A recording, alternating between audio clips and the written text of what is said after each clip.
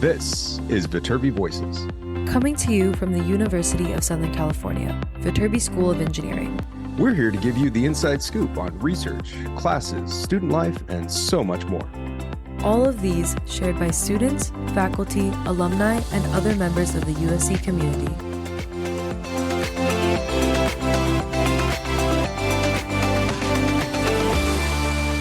Hi, everyone, and welcome back to another episode of Viterbi Voices. As usual, I am one of your hosts. My name is Paul Ledesma, and I'm choking on my name. My name is Paul Ledesma. I'm the Executive Director of Undergraduate Admission here at the USC Viterbi School of Engineering. Hi, everyone. My name is Safi Patel. I'm your other co-host. I'm a senior studying computer science and doing my master's in engineering management. And joining us back at the podcast, I think it was your second or third episode, Hannah? Second episode, yeah. Second episode. Do you want to introduce yourself to everybody? Sure. My name is Hannah Fonseca, and I am a sophomore majoring in mechanical engineering with a minor in applied analytics. All right. Very cool, Hannah. How are you ladies doing this week? It's spring. We're coming up on daylight saving time. The seasons are changing. What's happening in your world?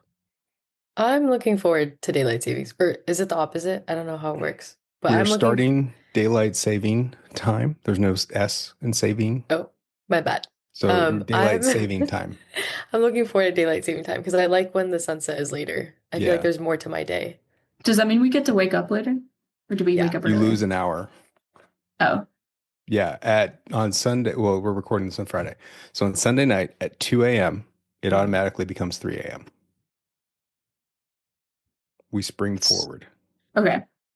But so it's weird. You spring forward, which means that you lose an hour. Right. So that's bad. What's bad as far as like sleep goes for the first night until you adjust. But what it does is it gives you more daylight. Like I think we end up adding like an hour of daylight to our day. Yeah. Okay. Which I personally like. I like it. I'm a fan. It's definitely like a weird week to get through, but whatever. But haven't we been trying to get rid of it for like 3 years or something now? Like there's always someone talking about how daylight saving is not going to be a thing anymore. There's been people talking about getting rid of it since it was started, like hundreds of years. Got it. Or is it hundreds? Is it 19? No, it's like 1720. Maybe later than that. I don't remember. 18. Now I got to go look it up. But it's been controversial since it started. But the problem is that the minute that you start to disagree with it, you start to disagree with which way you want to go. And just people are annoyed at a minor inconvenience, in my opinion, for 1 week, and we go from there. So it's like, whatever, this works. We can adjust, it's math. It's not a big deal. Yeah. Spring break is coming up for you guys, right? Yes. Yeah. When is spring break do you have for any you? plans? It's in 2 weeks, I believe. So we have 1 more week of school and then it's spring break. Cool. Hannah, do you have any spring break plans? I am going to hang around LA for a while, and then I'm going to go back to Dallas, Texas, where I'm from, for a few days, see some friends and family. Yeah. Do you have any certain plans in LA? Not really. I'm just going to hang out, maybe finally explore some stuff that I haven't been able to, catch up on some work that I need to do, just relax and not have to worry about like classes. Do you have stuff on your LA list? Do you have stuff on your LA list that you haven't done yet? I've only been to like one beach. I went to Manhattan Beach. I haven't been to like any other beaches. I like to do that. See more concert venues, I think. I've been to like a good amount, but I'm a big concert person, so I want to check out more of those. And I think that's it. Maybe like more food places. Like I really like eating, so. Paul has a lot of food recs if you need them. They're dated, though. I've realized that. Every time I think of somewhere to eat, I'm like, oh, they're not there anymore. But I have some. It just depends on what you want and where you want to go and what you're trying to accomplish. What you're trying to accomplish. Well, like, you know what I mean? Like, it's not. Are you going for the aesthetic? Are you going for the food? What are you going for? Yeah. That's kind of what I mean. Like, to me, it's like, do we have a type of food you have in mind, and or do you have a part of LA that you're looking to explore? And that would help me narrow in on either one of those things. I want not too expensive. I like Italian and like vibey. What? like We've aged out. What? Wait, literally, did you just say something that made sense? Vibey? Vibey. Oh, vibey. Yeah, yeah. I'm like, buy a bee? I'm like, what the hell does buy a bee mean? I was We should like, start throwing more slang in. That should be one of our episodes. Testing Paul's. teaching on the slang. Yep, Yeah. yep. Yeah, yeah, totally. Um, well, are you guys down with middle school slang? Oh, there's middle school I have slang. middle school brothers. Yeah, like, skibbity and Riz and Oh, no cap oh. and, let them cook. I think that has Yeah. unfortunately made its way to our Here's the age best part group. about it. This is how I know it doesn't matter because I understand it or not understand it. You're not aware of it because this is your age group, but like the next one that's behind you is already developing stuff that you guys aren't in. Oh no, we're already falling It's behind. hilarious. I get to We're watch Yeah, getting the they have whole their thing own old. happen. memes. Yeah. Lots of memes, lots of memes. Okay, so Italian, vibey, not too expensive. Was there something else?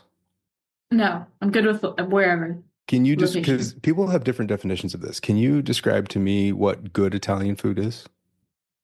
It's a trick Ooh. question.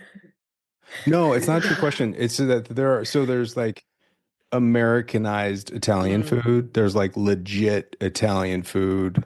You know what I mean? yeah. It just kind of depends. Like, what do you like? Okay, there's this place in the arts district called Bavaria. I'm not saying it right. Um, and it's like Americanized Italian, I guess. Okay. Now I'm super curious which one you're talking Yeah, I'm about. trying to find it now. Oh, Brera? Brera, How do you Brera, say that? Brera al Brera. tomate. It looks yummy. Yeah, All that's right. like the best Italian food that I've had, I think. Okay. Um, Couple things. We'll come back to this on the backside of the episode. In downtown LA, if it's Okay. still there, there's a dynamite place with like homemade pastas, which is across the street from Grand Central Market called Macaroni Republic. Okay, I've seen that. I haven't been there though. Pretty cool because of the homemade pastas. I wouldn't call it too vibey, but because you're downtown across from Grand Central, that's kind of a vibe, but it's not really like, in and of itself vibey. Um, More of an Americanized Italian food, Okay. but a legit LA iconic restaurant going back to like the 40s, if I remember correctly, in Hollywood called Michelli's, Okay. Micelis. Like people go for like pizzas and like, it's really Americanized. Things are covered in cheese type situation. But that is all vibes.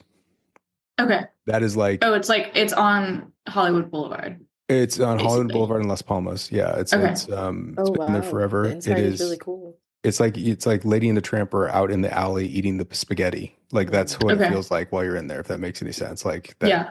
stereotypical iconography. Yeah. Iconic. Sorry, I'm really losing words today. Iconic Italian food. Then a place I'm going to tonight, actually. Hmm. Here in the South Bay, in El Segundo, in a tiny little strip mall, there is a place called Jame, Jame, like Oh, I bet James. it's bougie. That sounds Yeah, bougie. yeah, it's a bougie. It's like James without the S. Jame Enoteca? Sure. It's a kind of a small chain. There's a few of these across the place, but Jame is here in El Segundo. There might be some other places elsewhere. And they do a legit pasta, which is like a really simple pasta, but it's a sauce that they call it the 36-hour sauce because it takes 36 hours to make and it's amazing. Oddly enough, one of their salads is like the most amazing salad I've ever had. And I'm gonna go try something new tonight, like a beef cheek scarpaccio or something like that. So that is legit amazing. There's some good stuff there. So there's three The ideas. first one you mentioned was Okay. really good. It's a Michelin guide too. Macaroni So Republic. yeah. Yeah. Michelli's is out. not going to get out of this world reviews because of how like old school stereotypical Italian it is, but it's a vibe. Oh, and if you pick on certain nights, if you get a reservation, the waiters sing. And so like Oh, it's one of those places. So okay. it's I don't kind of know how a I feel about that. it's kind of a cool thing. Let's revisit this. We've done too much of this on the front end. Yeah, What's yeah. this episode? Hannah, let's go back to I got Yeah, really in yeah. depth on this now. But what's this episode all about? Sure. So I have a lot of friends in this one organization here on campus called CAIS++, which is the Yeah. Center for AI and Society, but it's like the student branch. There's like a graduate and like professional branch where they do research, seeing AI for social good, that kind of stuff. But then the student branch has a lot of good opportunities for people interested in AI. So yeah, I'm just sitting down talking with my friends about their experience in it. Awesome. Very cool. Let's get handed over to you to talk about the Center for AI. Center for AI. What is it? When is blank on Center that for again? AI and Society. Center for AI and Society, CAIS plus plus, case plus plus. Yes. And on the back end, we'll pick up this very important conversation about restaurants. I've got one other place that when your parents are in town, I'll tell you how to make a reservation for another place when you're not Okay. paying, because that's another legit place that'll have you go. Smart. And then we'll do another challenge, Safia, on you. Oh no. You give me some parameters, and we'll go in a different direction. Okay, I'm Okay, scared. back after this.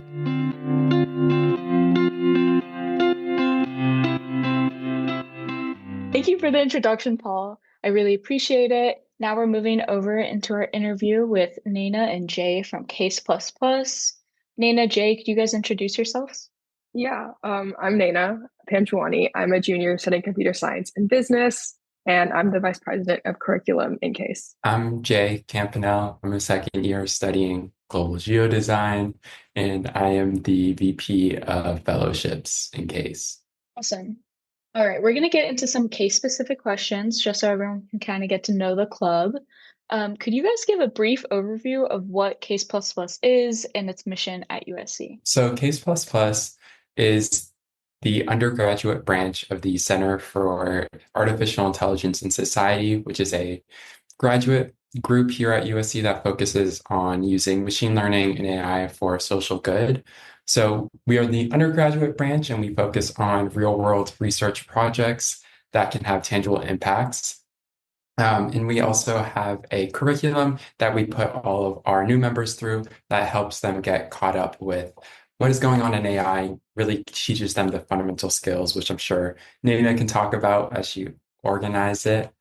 Um, and I'd say our mission is making more aware of how AI and ML can be used for social good, regardless of people's backgrounds, and trying to bring a lot of these projects into different domains. So you kind of talked about how CASE++ works a lot in like the social sphere and everything is like for social good. Can you talk about what kind of projects and initiatives like CASE specifically works on? Is there a general theme across the years? I feel like our general theme is the social good aspect. We welcome any and every project as long as it's geared towards benefiting society as a whole. In terms of it being social good, we see that in our projects and the projects we choose. We usually don't choose projects or propose projects that aren't socially good. For example, a very long time project we've had was machine learning on OCT for middle ear pathology detection. And this is basically a project that uses OCT scans to see if the middle ear is healthy or if there are diseases attached to it. So we have projects in a wide variety of subjects, such as healthcare or environmental science, or even more related to NLP and large language models. And they can be quite literally any project as long as it's helping someone or something at the end of the day. Perfect. Are there any specific like current projects that you guys are working on right now that you're really excited about? Well, me and Nina are actually working on the same project right now. And this is a project that is trying to create better story generation using LLMs. And the way we're implementing this is by using knowledge graphs as like a RAG implementation to be able to better inform LLMs on relationships between characters, events, to make really cohesive stories that can, be personalized to individuals. So like if someone's learning how to read and they want a story about their favorite character, they can generate a story that suits their reading level and it makes logical sense. So you like say all that to me and I like sit here and I listen and I think it's like so cool and everything, but like how did you learn how to do all that stuff? Like getting into the club, like did you come in with a lot of AI experience? Like how do you go from, just a CS major with no specific AI experience to now all this? So we actually love to take freshmen and sophomores because we realize how AI is people are only really exposed to it when you reach your operative courses as a junior and senior. And we actually have CAIS++ to give a lot of freshmen and sophomores the chance and see if they're interested in AI. And people who come into USC and they're like, AI is super cool. It's kind of taking over the entire world and I want to learn more about it, but they don't have a direct avenue. So a lot of our cohort we've taken in are beginners. And the way we kind of catch them up to what is AI and have them go through like what the topics are is through curriculum. So your first semester in CAIS++ is always curriculum, where we have about 9 to 10 different lessons of them learning what AI is, what a neural network is, for example, what is natural language processing. And we put them through a very basic but very general curriculum, so they are able to tackle research projects. And when they're in their research projects, they always will know the broad area and they'll just have to explore a bit more when they're in their individual research projects. So we accept everyone regardless of skill levels, and we love everyone regardless of skill levels. And we really just help them learn across their years in CAIS.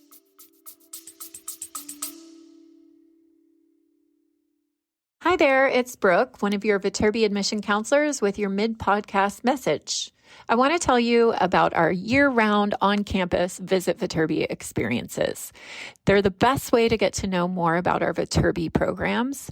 It's a 90-minute session focused on first-year applicants, and it includes an overview of our academic programs and admission process. It's led by one of our very own USC Viterbi admission counselors. So if you'd like to join us on campus, we would love to meet you. Please visit viterbi.link/events, that's VITERBI.link/events to reserve your Visit Viterbi experience. Now back to the podcast. So you say you accept everyone like from varying skill levels, but how do you ensure that members of different skill levels like still reach the same end goal? So when going through curriculum, we divide people into beginner, intermediate, and advanced. And everyone has the same type of curriculum. They have the same slide deck presented to them, but we differ the pace as well as the more we go into each side differently. So if you're advanced, you might go a bit faster into the curriculum and we'll have deeper conversations about the slide deck. But if you're a beginner, we kind of go through it slower, maybe show more videos to make sure you're really understanding the concepts. Perfect. Jay, can you tell us more about your role as Director of Membership? Yeah, so I'd say my role in CAIS is sort of the community aspect and making sure that, there's a vibrant community and a lot of people get to know each other. So like when I came into CAIS my first year, I was in awe of everybody in the club. I thought everyone was so cool. Everyone was so smart, but I felt that there was like a lack of community and that there could be a lot of room for improvement. So one thing I really want to do this semester was make sure that more people are able to meet. I know that not everyone's going to get along with everyone, but sort of just like making more events, making like a big little system to just get more people to meet and have the possibility of being friends. Was something that I really worked on and something that I really love doing. Also, my role includes managing recruitment. So last fall when we were doing recruitment, I helped to organize that, get all of our materials in place, schedule everything. But yeah, it's a pretty fun role. What events have you put on this year? Can you give us a few examples? So towards the beginning, we did like a lot of like big little events. So that was like picnics. We've done like a lot of game nights. And then we also do, we go on retreats. So this weekend we'll be going to the beach just for relaxing time. So there's a lot of different events. Perfect. And then you talked about recruitment, and Naina just talked about how you guys accept people of all skill levels. What do you look for in applicants then? If it's not just like the most insane people at AI, like what do you actually look for in your future members? So having no experience in AI is totally okay. Like Naina said, I came into CAIS with absolutely no knowledge of how AI works. So I think what we look for are people who are passionate, not only about AI, but also the social good aspect. I think there's a lot of organizations or a lot of things you could do here that will help you better your AI skills or like your coding skills in general. But I think the application base of like people who really do care about making an impact and finding those people, something that we look for. So when we were doing interviews, at least I remember the people who really stood out to me were the people who had a strong passion and they were very specific in what they like cared about. And people care about things from healthcare to education to environmental science. So it really doesn't matter what they were caring about, passionate about, but showing that they were passionate about and thinking about ways that they could improve some problems definitely stood out to me as people who I felt were really strong applicants. When you guys were first getting involved with CAIS, what drew you to the club? Like, was it the upperclassmen? Did you just like hear about it by word of mouth? Like, what brought you to CAIS? I can start because I joined CAIS a year earlier than Jay, and I joined as a freshman. And Jay did as well. We're just junior and sophomore.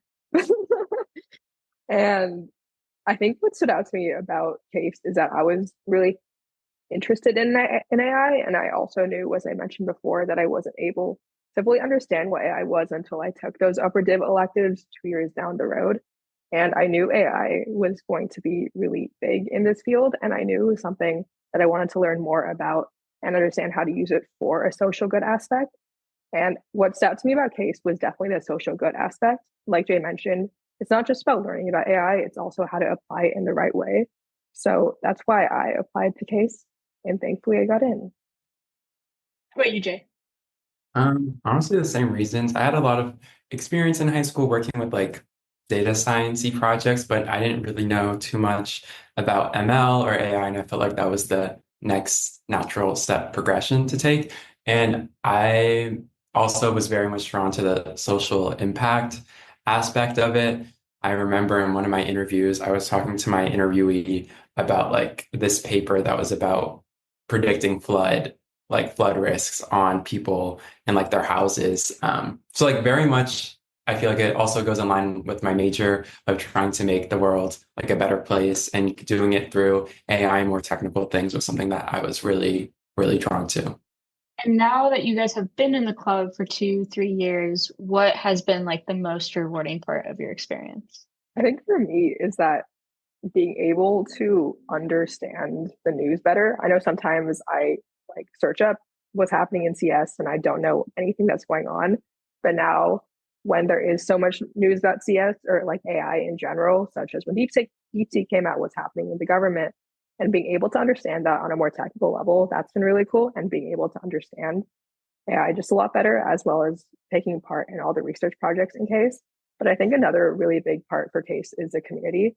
Everyone here is super nice and super like-minded, and they also really want you to learn and grow. So everyone in CAIS is always really supportive, and they're great people to talk to. Yeah, honestly, like a lot of the same takeaways. I think for me, one of the best things I've gained from CASE is a more balanced perspective on AI. I feel like whenever you read it in the news, it's either this is going to be the best thing to ever come in the world and like change everything, or it's this is the worst thing, it's going to destroy us all. And I feel like learning more about it on a technical level, you get a better understanding of like what's actually going on with all these new models that get released, and you look at their fancy metrics and you can actually understand like, oh, like that means this and that means that. So it gives me a lot better of a perspective, like Naina was saying. I'd also say definitely the people. I feel people who are willing to talk about the potential impacts and also willing to be able to discuss it on a more technical level is something that I've really, really enjoyed. And having that community of like really, really smart people to understand everything that's going on is something that I've loved about CASE. And for either of y'all, has being in CASE changed your planned career trajectory? I know you're still not out of college yet, but maybe change what you've been interested in? I think for me, I'd say it's helped like inform me on what I do want to do. Since you can work on a lot of different projects, you can find out like what fields you're more interested in versus you're not. So I've always been someone who's known that they kind of want to do research, but like finding out what that actually looks like as well is something that CASE has provided me with. So my first semester, I worked on like an environmental sciencey project. We were trying to predict like airplane turbulence, which ended up turning to like working with a lot of like meteorological data.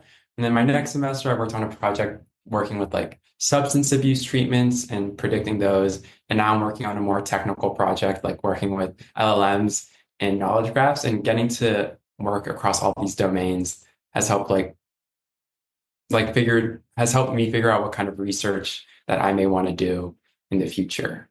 I think for me, it's helped me in kind of a different way. I've always known I wanted to go into industry and not necessarily uh, do the academia and research route, but it has helped me figure out what I want to do in industry. So last summer I worked a lot with ML engineering and more data engineering rather than just strict software engineering. And CAIS has really helped me understand what data engineering is and how to properly like process data and the different steps that goes into more ML engineering and data engineering. So I think it's widened my view of what I can do in the future. And Jay, I forgot to ask you earlier when we were talking about recruitment. Does Case Plus Plus only take like AI and CS majors, or like what's kind of like the breakdown of the club and membership and everything? Yeah, well, for me, not CS, not engineering at all. So we are open to all majors, and we really do mean it. We say that you can have no coding experience and still be welcomed here. I'd say the majority of our students are, most of our club members are CS majors, just because that's like the audience we cater to. But we're definitely open to anybody across any schools. We have kids in like Marshall, um, and like a lot of kids in Dorn Sci, Q Bio. So a lot of different backgrounds all work in CAIS as long as you're passionate and interested in what we do. All right, now we're going to shift into some AI questions because I want to see, what some case members think. My first question is, what's one AI advancement that you're excited about and one that you're worried about? I don't know if this qualifies as an advancement, but I've been talking it with like a professor a lot. But I'm really, when DeepSeek came out, it kind of blew the market away, and I was really interested in that. And I think it really showed the world that you can do similar things through OpenAI with less GPUs. And I think that's going to be really interesting because I mean, a lot of smaller companies can do the similar things.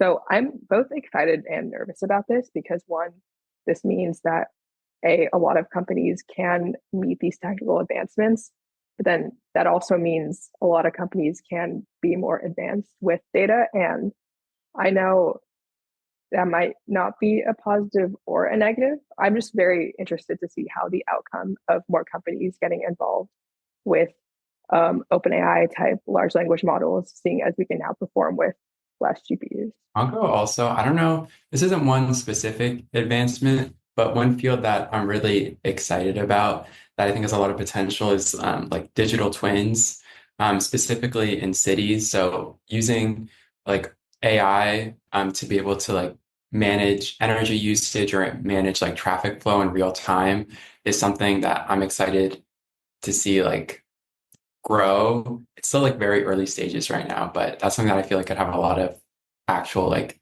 real world applications and change like our daily lives. All right. So not everything, a lot of things in the media recently have talked about AI generated art and the role that AI plays in like the entertainment industry. I don't know if you guys watch the Oscars, but there was discussion with the Brutalist and everything like that. What are your thoughts on AI generated art and that specific um, industry and its impact on artists?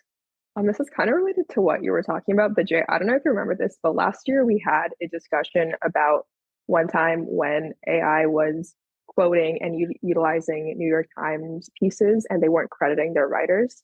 And we were talking about, oh, basically everything that's coming out of AI, specifically GPT, is from other places, but they're not citing their sources. And oh, that's kind of different than what you're asking. But about that I feel like it's completely wrong because one, if GPT is using it, it should at least cite their sources. But for about AI generated art, this might be an unpopular opinion, but I thought its use with the Brutalist was pretty good because with the Brutalist, it was able to stay true to the Hungarian accent. And without the use of AI art and without the use of AI, it was not able to get that right accent, which makes the movie a bit less accurate. So I think if used properly and if used in a way that humans can't meet, it is good. But I can definitely see how it could take away from the value of entertainment, especially more in the art world of actually creating pieces and how people with AI art, it's probably a lot cheaper as well. So it might devalue a lot of the current artists.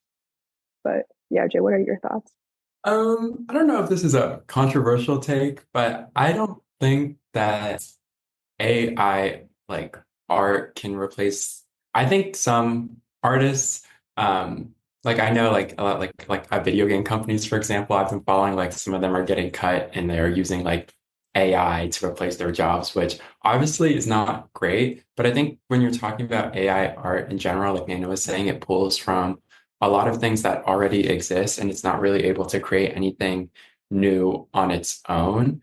And I feel like the value in art is that there's like a meaning behind it and that the artist had like an intention behind it. And I feel like that won't like the that if that's the core value of art, which it is in my opinion, then AI art is like a completely separate thing than what real art should be considered as. And AI art is more of like a frivolous like entertainment rather than art in itself. So I think it just depends on how you value it, as if you value like, oh, that's like a pretty picture versus, oh, like that was made with a lot of care and a lot of depth. Like, I think the two will be able to coexist.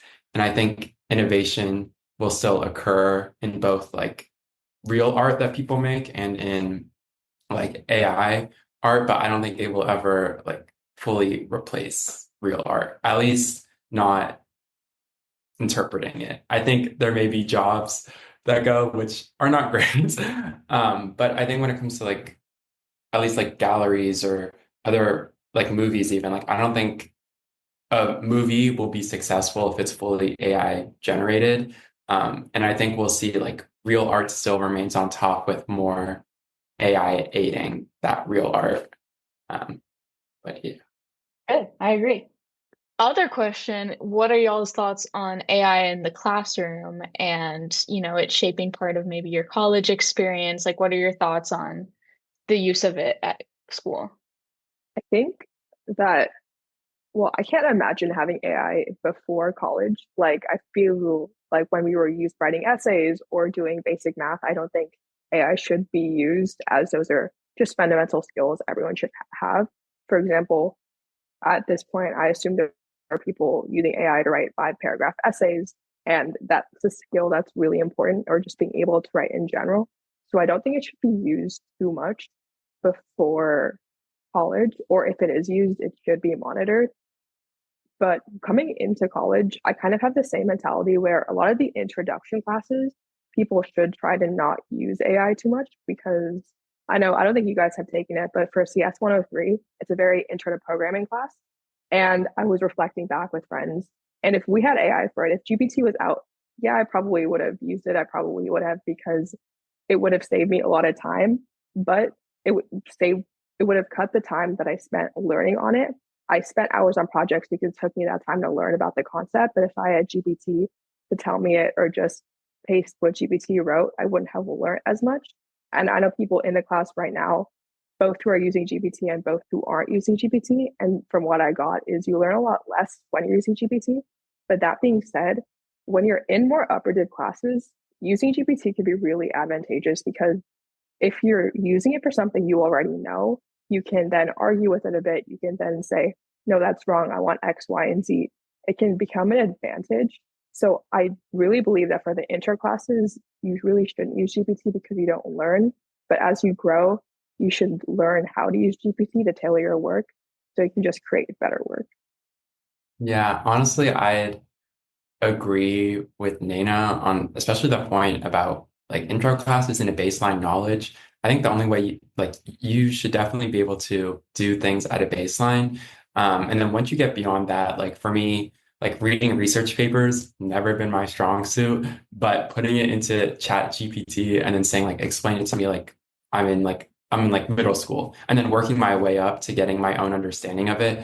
I think that way as a tool is it makes it like invaluable because you don't have to sit down, hire a private tutor and like have them learn what you're learning. Like you can just get very quick real-time results. But I think for like critical thinking purposes, like and you should be able to do things at a baseline and then like use GPT on top of that or any other like LLM to be able to understand further. But yeah. Good. I agree with that as well. All right. I want to ask you guys a few like USC centered questions, if you don't mind. So these can be a little bit more general. They don't have to be AI, case specific, or anything like that. So whoever, just feel free to answer. Looking back on your time at USC, what's been a highlight of your experience here that maybe wasn't case plus plus? I think for me, it really is the clubs I've joined because I think classes are great and I've learned a lot in my classes, but clubs is where I've been able to like find communities and apply what I know.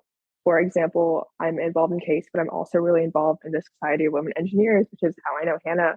And here you have just so much scope. And it really breaks you out of your bubble because I'm a computer science major. And when you're in computer science classes, you're taking with the same people and you're very much in this bubble where you're just doing CS work. But when you're in clubs, you meet a whole new community of people. For example, in the Society of Women Engineers, there's so many mechanical engineers who I honestly would not have known without the club. And you get to know a lot about their coursework and what they're studying, as well as meet amazing new people. So I think the best part has been the different communities I made in my clubs. Yeah, I have to agree. Although it's like the corny answer, like definitely the people here. I feel like everyone at USC is like so sociable and like willing to like just talk to you randomly. And I feel like I really enjoy that energy. Maybe it's just the Southern California, the sun, like everyone's just happy here all the time. But I feel like part of that is true. And you're just able to meet so many great people. I think another big part of why I love USC is that you're able to like explore everything you want to explore. Like me, like not a computer science major, but I'm in a computer science club. So you're still given a lot of freedom to, go out and meet a whole range of people, um, regardless of like their backgrounds. And I feel like that really makes for a more like holistic education and like college experience in general. So sweet. I appreciate your insights on that. If you could go back and give one piece of advice to your freshman year self, though, maybe change something about your experience here, what would it be? For me, I think it would be to just chill and don't stress too much because something about USC is that, or at least coming from high school, which is so fast paced, where it's always really competitive, especially in the Bay Area. Coming to USC, I felt like I was on this drive where I have to do everything. I think my first semester I applied to like 20 clubs, and yeah, I got rejected for most, but it's okay. And I think I would just tell myself to chill out and enjoy where I am a bit more because I don't think I really started exploring LA until I was mid my sophomore year.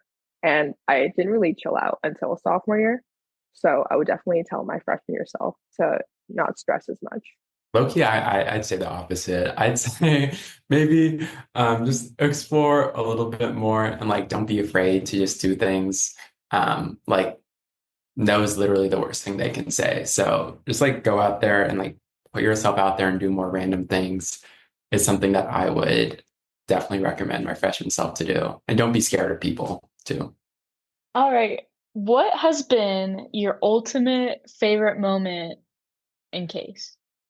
My favorite moment, probably we have this thing called the engineering ball where it's a bunch of the engineering clubs at USC come together to put on like a formal. So our theme was like a night in Hollywood this year. And so we went to like a nice venue off campus and just had a really fun time and getting to see everybody outside of like the normal, USC academic um, experience was definitely something that I really enjoyed. And we had like took a bunch of photos together and just getting to see everyone have fun and not be so stressed about like midterms or anything. Definitely a highlight for me. One of my highlights was in a project I was in my sophomore year. So last year it was turbulence. It was the overall predicting turbulence. And I just thought about it as Jay was explaining, because Jay and I were on this project together. And I think previously with projects, it's very much been let's talk about the project, our progress, and moving what the next steps forward are for each meeting. Except with this project, with this specific group, we kind of made each meeting a fun event too, where we'd meet, but we'd also be able to talk about each other and talk with each other. We'd make pasta together sometimes. We'd make pizza together sometimes. And honestly, some of the best moments I've had in CAIS are staying with them till like 2 a.m., just working on our project as well as sharing a meal. It's so cute. I would say I agree with the whole e-ball thing. I went for the first time this year and it was very fun. All the clubs are there and it's a really good vibe and it's technically a fundraiser for the clubs too, so it's a win-win for everyone involved. And Nana, your thing was sweet too. Um, all right, what is next for you guys? Like what does the summer look like? Do you have any exciting plans, either in research or internships or anything like that? Yeah, so a software engineer at I'll be a software engineering intern at Microsoft this summer in Seattle. Those are my plans for the summer. Yeah. My plans, I'm probably just gonna continue doing my research I do here at USC, and keep working towards a publication. That's awesome. What is one thing that you've learned in CAIS or like taken away from CAIS that you hope to take in the future, apply to future projects and your future career and all that kind of stuff? I think obviously the knowledge I've gone from CASE where we're learning about LLMs, NLP, CV, all the different topic areas and all the projects I've been on. But maybe it is that like coming into CASE, I didn't think I'd find such a strong community because we're honestly just like CS nerds or engineering nerds. But knowing that we were able to find such a good community, um, maybe the fact that community can be found even when it's in like such a professional and project based environment provides me a lot of hope for the future because I get stressed a lot about full time and all. So the fact that I was able to find such a good community in CASE while working on projects, it just provides me a lot of comfort along with all the knowledge I've received. That's a really sweet answer. Um, for me, I would just like, for me, like a lot of what I get out of the case, not on number one, community, but second of all, I'd say like a lot of the technical skills, and just the general, like being able to interpret what's going on, like going on intuitively with a lot of like algorithms or a lot of machine learning. Just being exposed to it so much, you get a sense for how it works. And I think after you know like how it works, I really want to focus on applying it to areas where it hasn't been applied a ton. So after learning like how it works, I can better, think about, oh, like how can I use this for like bettering cities or like making cities more efficient. So that's something that really I think I'll take away. Even if my projects weren't based around what I want to do in the future, being able to learn intuitively how a lot of these systems work is definitely very helpful. As this year comes to a wrap and we say goodbye to all the seniors in CASE and all that kind of stuff, where do you see CASE plus plus going in the future? Honestly, I think it's at such a good place right now. I don't even know how to see how it will change in the future. I do see curriculum obviously becoming more strengthened and emboldened, probably change with newer topic areas. But in terms of projects, I think something that's changed in the past 2 years itself is the fact that we've gotten more professors and PhD students involved. So it's not just self-directed, but directed with a PhD student. We currently have a couple of self-directed projects. So I think in the future, we'll definitely make that switch to where most projects and all projects actually are PhD led. But I I don't think there will be too many changes to CASE because I do think it's already an amazing community and platform for students currently. But Jay, what are your thoughts? Yeah, well, I definitely agree that Case right now is in a really, really great spot. I feel like our community is really strong, our projects are really strong. But one thing that I'm hoping that can be not changed, but sort of introduced more are like having more diverse faculty guide our projects. Because right now, I know a lot of our projects are based in the engineering school, which is great. But I feel like there's also a lot of faculty around USC who use machine learning on more specialized fields. So trying to, spread our message and seeing if they may be interested in leading any projects to have a more diverse scope of projects is something that I'm definitely looking forward to, and maybe we can make that change in the future. But yeah, right now I think it's like at a really good state and it's very, very stable, which is very good to hear. All right. Well, do you guys have any final thoughts shout outs, words of wisdom for students interested in joining CAIS or anything else that you'd like to share? Oh yeah, if you're interested in joining CASE, definitely keep applying. But something else is that if you check out our website, we have really cool resources. And if you are interested in learning more about AI, aside from CASE, we have a lot of resources and a lot of articles that I'm pretty sure we have written in the past about AI that kind of mimic our curriculum.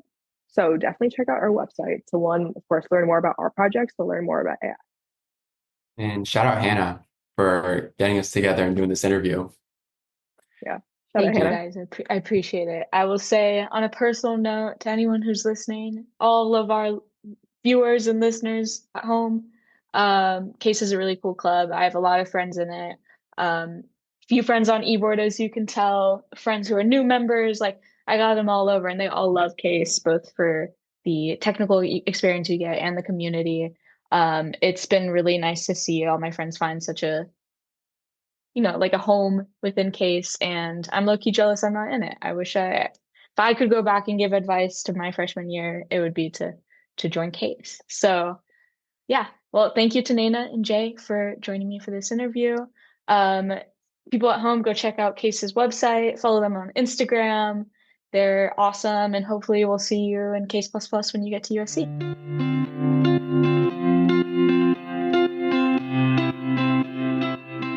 And we're back. Thank you, Hannah, for bringing us that lovely episode. I was gonna do like the whole rundown of how we love the episode, but now I'm just looking at food places and where I want to get dinner tonight. So Wait, I did lie. The place isn't called Brera, it's called Bestia. Okay, that's what I thought you were talking about. I'm Yeah. like, Brera? I don't know. No, Bestia it's is a legit Bestia. place, but Oh, that's it's kind of so good. expensive. That's not. Yeah, I've only cheap. gone when my parents are in town. That's a parents in town type Parents in reservation, town, and that's a yeah. legit place. Because that's where I thought you were going, and I'm like, Brera. It's not. Yeah, wait. No, I lied. I want to go Yeah. to that's one of the places when my parents come to visit. Not that they ever will come to visit. That I hope that they take me. Maybe around grad time it'll happen. Well, yeah, Bestia is a good one. That's a good graduation place for sure. And then another place, what I teased on the other side of this episode, is in Hollywood, Mother Wolf. Oh, I've heard of that. That's a place where make the reservation ahead of time, like a week out. And that's a dynamite place. So that's a good one. Okay, Safia, give me your parameters. You got a location, you got a what are your things you're going for? Cuisine. I don't know. I feel like I've tried. I just want something like interesting. I feel like there's a lot of like niche places in LA. Like there's have you been to like not Japanese, the Italian Indian fusion restaurant? Have you heard of No. that? It's called Pija Palace. Like I want something that's like just really random that only LA has to offer. Okay, so it's been on my mind lately, but it's kind of not what's only LA has to offer because it's an LA institution. And it's a place that, I mean, so people talk about New York and getting deli in New York, right? Yeah. Have we talked about delis? Have we talked about delis at all in this podcast? Because some of the episodes was when I was still like in New York at the end of the summer, so I don't know what we talked about New York. So did you get like good New York deli, like good pastrami, Yes. good corned beef, like type stuff? Okay, so it was delicious. in LA, there are 2 locations for you to check out. Okay. One of which is downtown, and it's called Langers, Langers. They are famous for the basic like best deli in LA. And the number 19 is supposedly the best thing you're supposed to get, which is like a big pastrami sandwich with coleslaw and Russian dressing, and it's legit. You can also get a hot one, which would be a Reuben. And if you've never been, Cantor's in Hollywood, Fairfax area is an institution. I can tell you all sorts. Cantor's, look up the history of Cantor's. It's amazing. Wait, what was it called? Sorry. Cantor's, Canters. Cantor's. Jewish delicatessen. Great bakery there too. If you ever want like some good babka, arugula, black and white cookies. If you're jonesing for deli and amazing Wow. pastries. Crazy word. Is that a crazy word? I don't think I've heard that in. You've never heard jonesing? I've heard out loud Jonesin in my 20 years of life. Probably not. It's like you're got a hankering for. You got No, no, I've read a it in a book before, but I've just Jonesing. never heard it out loud. Here we're going with generational slang again. But Cantor's is great. And then the history of Cantor's is really cool because it's like a 24-hour place. It's where like hair metal bands used to go in the 80s, like late night. And so like Guns N' Roses is really popular Interesting. of Oh, that's staying so there. It's cool. where not Bob Marley. Bob Dylan's son, Jacob Dylan, started his music career because the Wallflowers started playing in the bar there, which is called the Kibitz Room, if you're curious about that. It's some hardcore I've like Hollywood lost history. track of all the You don't information know already. Wallflowers? You don't listen to Wallflowers? You don't know Wallflowers? That's crazy. Um, That's where my knowledge taps out. but for some reason, I've been like really wanting to get to Langer's recently. And coincidentally, every time I look it up, like, oh, maybe I should go to Langer's today, get downtown. Has it been closed? It's always been closed because they're closed on Sundays. And for some reason, like for 3 weeks in a Oh, row, I've had a desire to get a pastrami sandwich on it's like Sunday. people craving Chick-fil-A on a Sunday. Yeah, exactly. Same idea. So check that out. Have either of you been to Philippe's?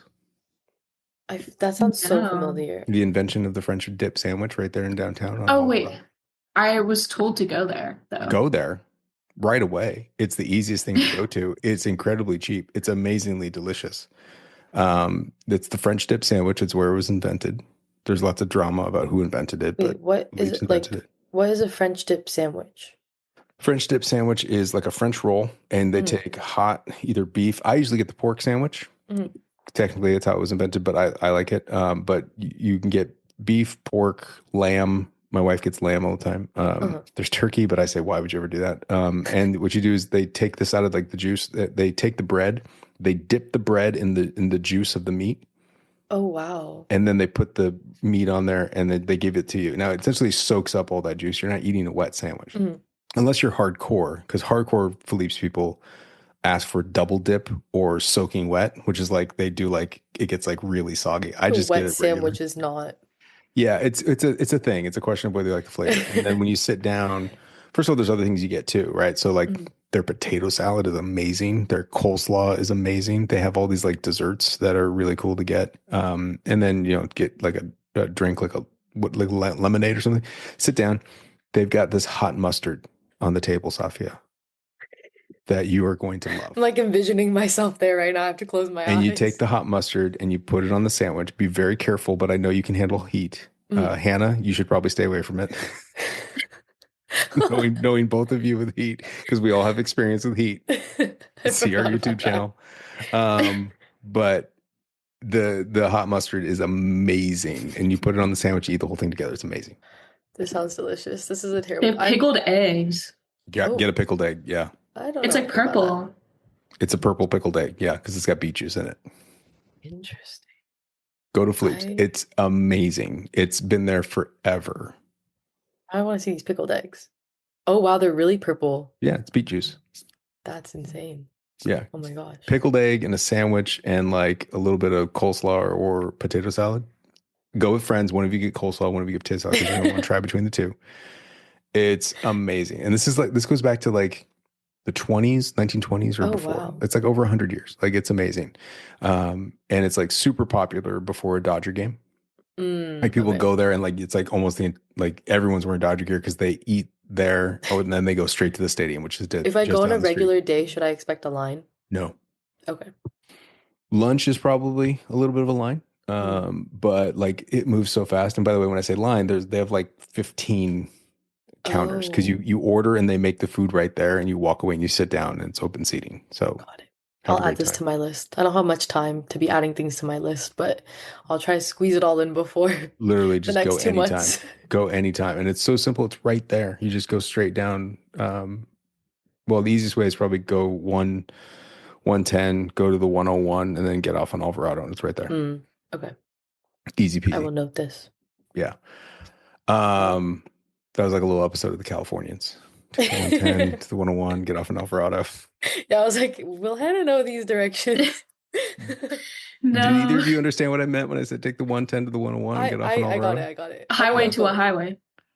Yeah. It's the freeway next to you to the freeway above you. So go that, and then you're not, 2 freeways above you. So not the 10, but the 101. That's the hard part too, is that to people that move here, we have the 110, the 10, and the 101 all right around us. Oh, in Dallas, do they say the before No, they say highway? Yeah. I-75 or Yeah. Do you say like, oh, take the I-75, or do you say They take say that? take Take. I-75. Or we say like take 114. Like we don't say anything. Oh, interesting. Yeah, we're Okay. totally different. Yeah. We're special. It's okay. Yeah, it's crazy stuff. Well, that was fun. I'm sure no one listened to all of that. I'm sure they checked out a long time ago. Maybe some prospective students are coming by. They need somewhere to eat. They're tuning into the episode. Well, Philippe's is legit. Like, if you've never been here from out of town, that's an LA institution. Langer's is an LA institution. Cantor's an LA institution. We're going over LA institutions. Like, that's a thing. Yeah. I would have told you for an LA institution, both of you to go, but a singular LA institution just closed like last week. The pantry. diner? Yeah. The pantry. Yeah, the pantry is just down the street, and that closed. That's sad. I didn't know it was closing. I would have gone for one more thing, because to me, that's an amazing place to get breakfast, because it's like they're cooking on these griddles that have been cooking for 100 years. Like, it's crazy. Yeah. They used to be open like 24 hours. The reason that I read was that it just wasn't making money. Like the real estate downtown LA, this pantry, this little diner that's been there for over 100 years was not pulling in money by selling pancakes. Yeah. As opposed to makes sense. Checks out. Place in I think it used to be owned by the mayor.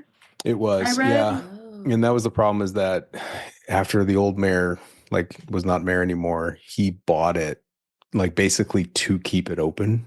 Like, he was essentially funding it. And then when he died, supposedly what I read is that his foundation, like his charitable foundation that lived on, was running the place to keep it open, but it was losing money. And so the whole point was like, we can't do this anymore. And they tried to get people to invest in it and buy it. And they said, no, it's not going to work. And so then they shut it down. I guess that was a place that you'd wait in line to eat really, ham steaks and eggs and some pancakes. Like, it wasn't like, oh my God, it's amazing, but it's just one of those like experiences to go through. You feel LA when you do it. Yeah, totally.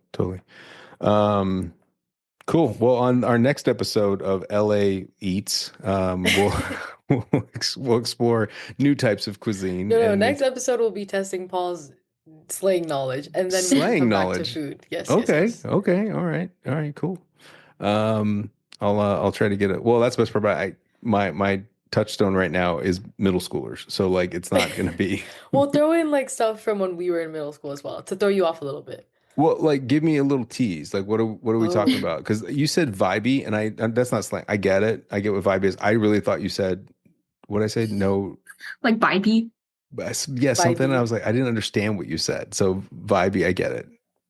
But honestly, I have no clue what would throw you off right now if you're already tapped into the middle schoolers.